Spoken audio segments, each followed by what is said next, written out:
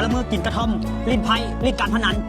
นอนเฮ็ดเวียกบ่ได้แล้วมื้อนึงค่อยเอาออกเบิ่งเมียค่อยเฮ็ดเวียกแทบเป็นแทบตายบ่อยากให้เจ้าละดับช่วงนี้สังคมโซเชียลออกมาตั้งคำถามว่าเป็นยังเต่าบาร์เบอร์กับทอมและอ่ำคือบ่ถ่ายคลิปร่วมกั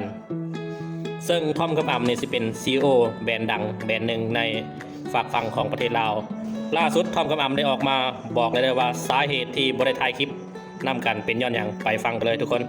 ทอมกับอ่ำกับเต่านี่แยกกันอยู่แล้ว3คนช่วงนึงละเพราะว่าปัญหาอยู่ที่เกิดอยู่ที่เมียเราเนาะฟังเสียงเมียเราเว้าให้ค่อยทุกคนเจ้าเข้าใจคำว่าค่อยซังแล้วค่อยบ่อยากลมแล้วบ่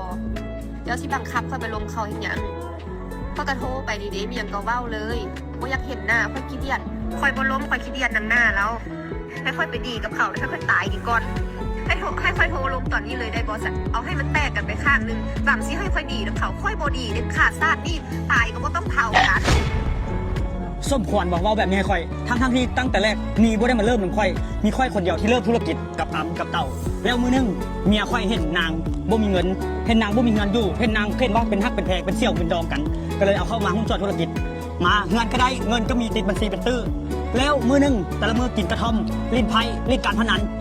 นนอนเฮ็ดเวียกบ่ได้แล้วมื้อนึงค่อยเอาออกเบิ่งเมียค่อยเฮ็ดเวียกแทบเป็นแทบตายบ่อยากให้เจ้าละดับเปรียบกันค่อยเลยเอาออกเพราะว่าบ่ได้มาสร้างบ่ได้มาเริ่มต้นนำค่อยเอาออกแล้วมาว่าแบบนี้ค่อยว่าคำเว้าค่อยนี่นะพยายามเข้าไปหาไปลม2-3มื้อก่อนนี่เพื่ออยากสร้างฮักสร้างแพงเพื่อบ่อยากให้ผิดให้เที่ยงกันเพื่อว่าจะคิดธุรกิจนำกันต่อเพราะว่าเป็นหมู่กัน3คน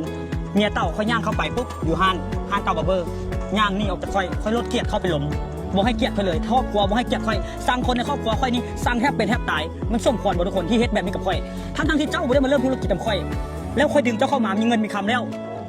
มาเยี่ยมหัวค่อยมาเว้าให้ค่อยสร้างค่อยแบบนี้ค่อยกันยอมแม่นแล้วทุกคนเพราะฉะนั้นอ้ำบอกเลยว่าไปต่อกันบ่ได้เพราะว่าผัวบ่พร้อมเมียบ่เพียงต่อใช้อ้ำกับทอมนี่นะเฮ็ดธุรกิจนำเตาแต่ว่าเมียเรามาสั่งอ้ำกับทอมเพราะฉะนั้นตัดกันออกไปซะเฮ็ดนำกันบ่ได้ฟังแต่เสียงเมียที่เมียเราเว้าเลยสั่งแล้วสั่งเลยขี้เกียจลังหนาอีกมาสั่งอีหยังขนาดนั้นที่ผ่านมาน่ะเฮือนก็สิอยู่กันยังบ่มีข่อยน่ะเป็นคนที่ว่าอีต้นเจ้าเนาะเป็นซิลเป็นเฮือนเจ้าเป็นเมียกับเตาบาร์เบอร์เนาะข่อยดึงเขามาเพื่ออยากได้เงินนำกันบัดนี้เจ้าเฮ็ดเบียกบ่ได้บ่เฮ็ดเบียกตามขั้นตอนที่ว่าผัวข่อยอยากให้เจ้าเฮ็ดบ่ได้ผัวข่อยเอ